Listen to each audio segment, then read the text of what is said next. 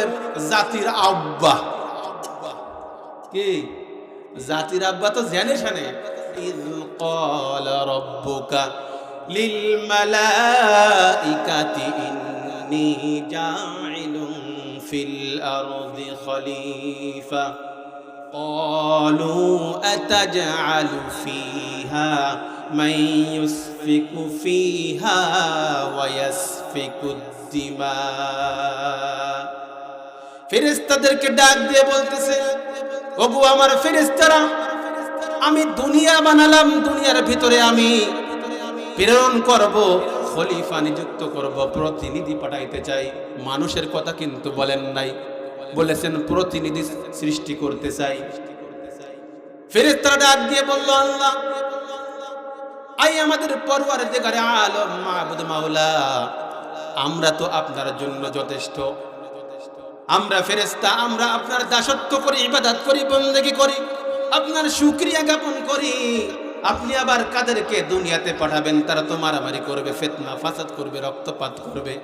কি দরকার? আমরাই তো যথেষ্ট। আল্লাহ রাব্বুল আলামিন ডাক দিয়ে বলতেছে, ফেরেশতা, ইন্নী আ'লামু মা লা তা'লামুন। ও ফেরেশতা, আমি আল্লাহ রাব্বুল আলামিন যা জানি, তোমরা কোশ্চেন কালেও তা বুঝবা না, জানতেও পারবা না। আমি যা জানি তোমরা তা জানো না। ফেরেশতারা চুপ হয়ে গেল। রব্বুল আলামিন যেটা ভালো বোঝে সেটাই করবে, এখানে আমাদের নাক গলাবার কোনো প্রয়োজন নাই। আছে নাকি?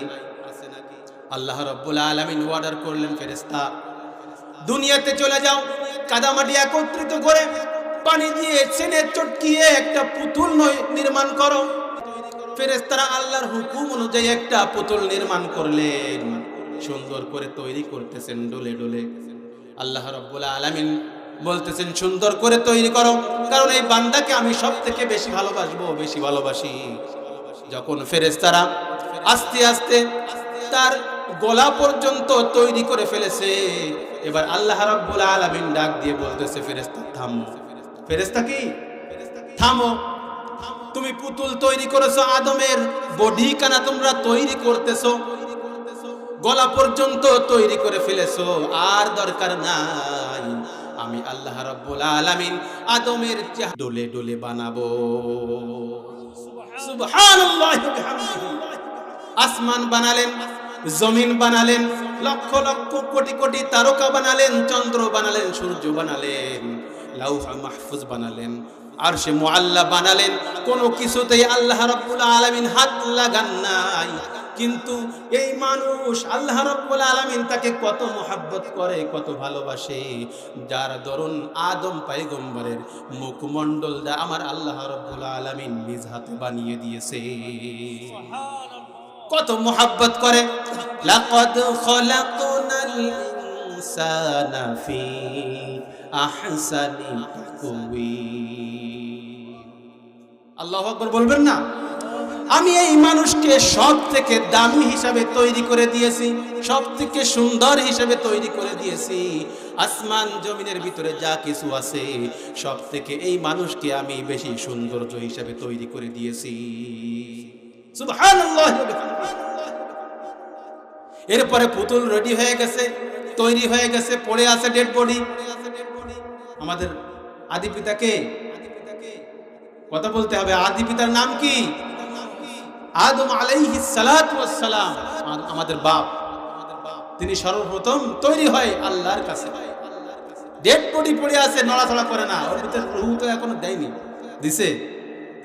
পুতুল পড়ে আছে। এখন সব জায়গায় খবর হয়ে গেছে আল্লাহ নতুন কি জন্য তৈরি করেছে। আল্লাহ নতুন কি তৈরি করেছে যা দেখার প্রয়োজন। কথা বলেন ঠিক কিনা? আচ্ছা, পুতুল তৈরি করা কি জায়েজ আছে? না। কিন্তু এই পুতুল কি সেই পুতুল নাই? এই পুতুল সেই পুতুল না যে মুড়ে মুড়ে এক একটা করে এইভাবে তৈরি করা হয়েছে আমাদের জাতির আব্বা। কি জাতির আব্বা তো জেনে শানে। যশোরের চৌরাস্তায় যাবেন আর ঢাকার চৌরাস্তায় যাবেন আর জেনে যাবেন, বউয়ের পাতা উল্টালেই শেখ মুজিব, শেখ হাসিনা, ওর 14 গোষ্ঠীর নাম। কথা কয় না? বইয়ের পাতা উল্টালেই জাতির আব্বা, মানে বাংলাদেশের জনগণের অন্তরের ভিতরে জোর করে ঢুকাইতেছে এটা আমার জাতির আব্বা। বাঙালি এটা জাতির আব্বা স্মরণ করতে হবে, পিটাইয়ে হলেও তোমার মুখস্থ করতে হবে। কথা বলেন ঠিক কিনা? তো এইরকম করে জোর করে ঢুকাইতে ঢুকাইতে ঢুকাইতে বাংলাদেশের জনগণ ওই জাতির আব্বাকে মানতে মানতে ভালোবাসতে বাসতে পেটের ভিতরে আজ জায়গা নেই, হঠাৎ করে ফেটে গেছে, এক দৌড়ে মামুক বাড়ি দিল্লি গিয়ে পলাইছে। কথা কয় না?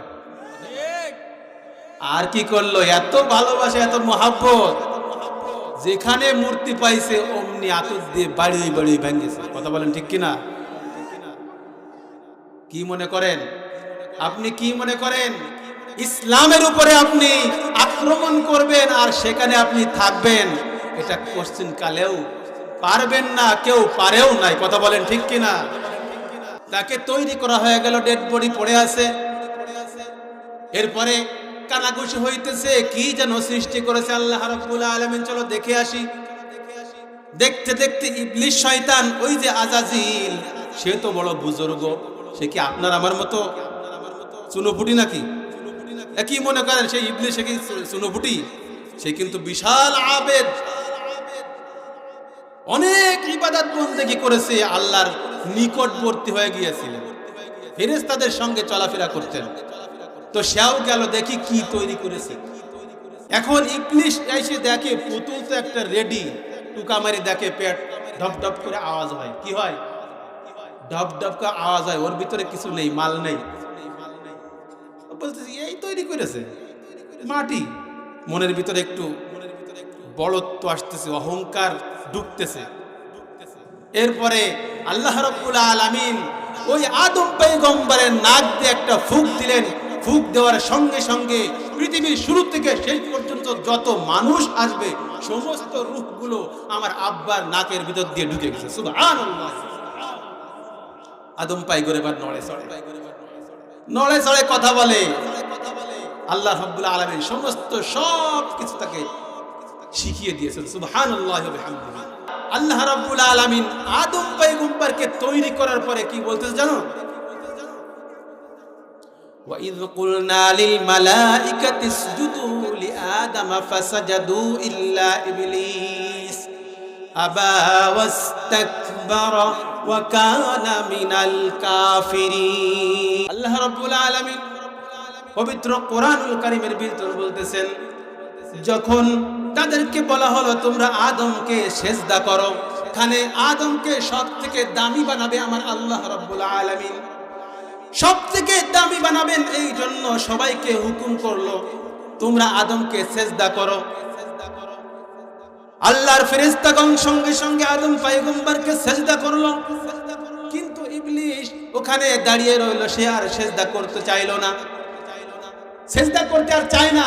ও মাটির তৈরি আর আমি আগুনের তৈরি, আমাকে জ্বালায় দিলে আমি উপরের দিকে উঠি, আর ও মাটির তৈরি, ও তো ফেলে দিলে নিচের দিকে যায়, তো ওর থেকে আমার দাম বেশি না?